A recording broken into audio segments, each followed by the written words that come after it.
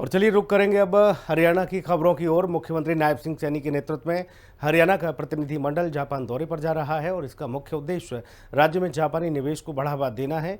गुरुग्राम में पहले से ही 600 से अधिक जापानी कंपनियां सक्रिय हैं। वहीं मुख्यमंत्री ट्रेन से दिल्ली पहुंचे। आपको ये बता दें कि सरकार की योजना पर काम कर रही है और इसमें से एक जापानी सहयोग से भी बनेगी। मुख्यमंत्री निवेशकों को आकर्षित करने के लिए प्रदर्शनी भी लगा रहे हैं और इसमें हिस्सा भी लेंगे। साथ ही आपको बता दें जो प्रदर्शनी लगी उसमें हिस्सा लेंगे। मुख्यमंत्री नायब सिंह सैनी ने मुख्यमंत्री बनने के बाद उनका ये पहला विदेश दौरा है। इस दौरे का मुख्य उद्देश्य हरियाणा में पहले से चल रही जापानी कंपनियों को विस्तार के लिए प्रोत्साहित करना और नए पूंजी निवेश को बढ़ावा देना है। मुख्यमंत्री की अगुवाई वाला यह शिष्टमंडल 8 अक्टूबर तक विदेश दौरे पर रहेगा। मुख्यमंत्री का यह दौरा पहले 11 अक्टूबर तक था, लेकिन शनिवार की शाम इसमें बदलाव करके इसे छोटा कर दिया गया। मुख्यमंत्री आपको ये बताते चले, देखिए प्रधानमंत्री नरेंद्र मोदी 17 अक्टूबर को हरियाणा के दौरे पर आ रहे हैं। 1980 के बाद से ऑटोमोबाइल के क्षेत्र में मारुति की स्थापना के बाद गुरुग्राम औद्योगिक विकास का एक प्रमुख केंद्र बन गया है और इस क्षेत्र में गाड़ियों के सहायक कलपुर्जे, इलेक्ट्रॉनिक्स और इलेक्ट्रिकल, सॉफ्टवेयर, हार्डवेयर और साइबर सिटी जैसे उद्योगों ने तेजी से वृद्धि की।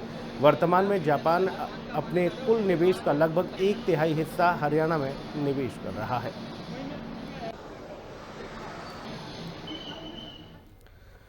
उधर ट्रेन से दिल्ली पहुंचने के बाद मुख्यमंत्री नायब सिंह सैनी हरियाणा भवन पहुंचे। यहां पर उनका जोरदार स्वागत हुआ। हरियाणा के अकेले गुरुग्राम में ही 600 से ज़्यादा जापानी कंपनियां सक्रिय हैं, जो कि राज्य में रोजगार और तकनीकी विकास का बड़ा स्रोत है। 2020 में तत्कालीन मुख्यमंत्री मनोहर लाल के जापान दौरे के बाद India Japan fast track mechanism का एक गठन किया गया। इसका उद्देश्य जापानी निवेशकों के लिए भारत और हरियाणा को निवेश के लिए और अधिक सुगम और आकर्षक बनाना है। मुख्यमंत्री नायब सिंह सैनी ने 2025-26 के बजट में 10 नए औद्योगिक मॉडल टाउनशिप विकसित करने की घोषणा की थी, जिनमें से 5 को पहले ही स्वीकृति प्रदान की जा चुकी है। आने वाले 5 साल में इन सभी औद्योगिक मॉडल टाउनशिप को तेजी से विकसित करने का प्रयास किया जाएगा। हरियाणा सरकार की योजना है कि प्रदेश में एक मॉडल टाउनशिप विशेष रूप से जापानी निवेशकों के सहयोग से विकसित की जाए। इसी उद्देश्य के साथ मुख्यमंत्री जापान यात्रा पर जा रहे हैं। उद्योग एवं वाणिज्य मंत्री राव नरवीर और विभाग के उच्चाधिकारी मुख्यमंत्री के साथ जापान दौरे पर होंगे। इस दौरान मुख्यमंत्री जापानी निवेशकों से मुलाकात करेंगे और हरियाणा में निवेश के विभिन्न अवसरों को विस्तार से प्रस्तुत करेंगे। इसके साथ ही वह जापान में आयोजित वैश्विक निवेशक प्रदर्शनी में हरियाणा पंडाल का दौरा करेंगे, जिसमें निवेशकों को राज्य में निवेश के लिए आमंत्रित किया जा सके।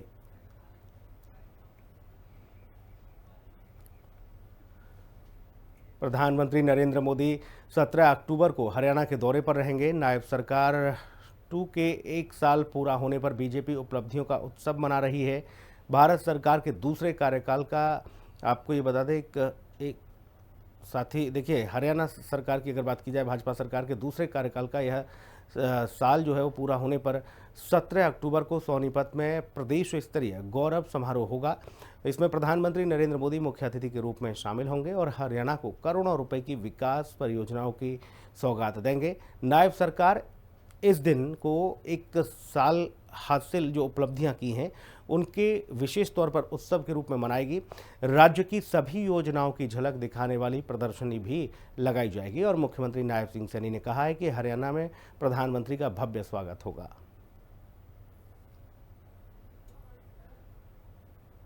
स्वागत करेंगे और आदरणीय प्रधानमंत्री जी हरियाणा से विशेष स्नेह करते हैं, बड़ा प्यार करते हैं हरियाणा से।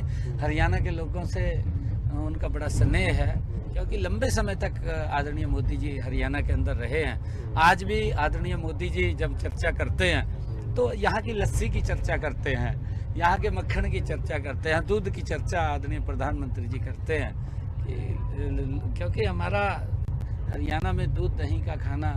देखिए, मैं हरियाणा के लोगों का दिल से धन्यवाद भी करना चाहूँगा कि आदरणीय मोदी जी के नेतृत्व में किस गति से आगे बढ़ा।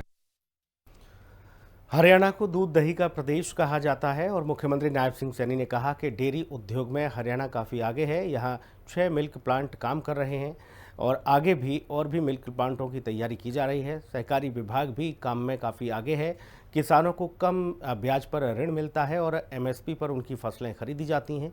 उन्हें सस्ते दाम पर कीटनाशक उपलब्ध कराए जाते हैं। हम आपके मार्गदर्शन में हरियाणा में सहकारी आंदोलन को आगे बढ़ा रहे हैं। किसानों को सहकारी संस्थाओं के माध्यम से कम ब्याज पर हम ऋण भी उपलब्ध करा रहे हैं। हैफेड द्वारा फसलों की MSP पर खरीदी की जा रही है तथा किसानों को बीज, खाद व कीटनाशक दवाइयां उपलब्ध करवाई जा रही हैं। शुगर फेडरेशन द्वारा गन्ने का जो भाव है वो भी किसानों को 400 रुपए क्विंटल लाभकारी मूल्य दिया जा रहा है। डेयरी फेड द्वारा प्रदेश में 6 मिल्क प्लांट स्वचालित हैं।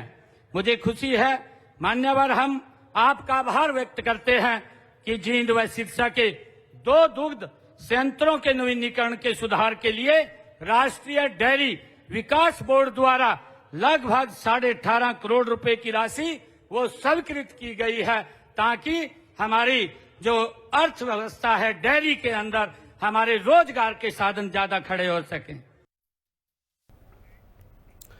तो हरियाणा के मुख्यमंत्री नायब सिंह सैनी ने बार बार साफ किया है कि प्रदेश में विकास के किसी भी काम के लिए पैसे की कोई भी कमी नहीं होगी। अगर कोई विकास का काम रुकता है तब उसके लिए अधिकारी जिम्मेदार होंगे। विकास कार्यों को लेकर के हमने डीपली चर्चा की है। अलग अलग विभाग के हमारे जो विकास कार्य थे उनके अंदर देरी के कारण या लंबित मांग काम पड़ा है। उसके बजट की भी हमने कहा है कि बजट की कोई दिक्कत नहीं है, आप तुरंत गति से इसके ऊपर काम चालू करिए। देर नहीं होनी चाहिए, देर होगी तो वो अधिकारी को भी दिक्कत होगी, हमें भी दिक्कत होगी, दोनों को दिक्कत होगी कि हम गति से काम करें और लोगों को रिजल्ट दें। हमने कहा है कि रिजल्ट दीजिए ना,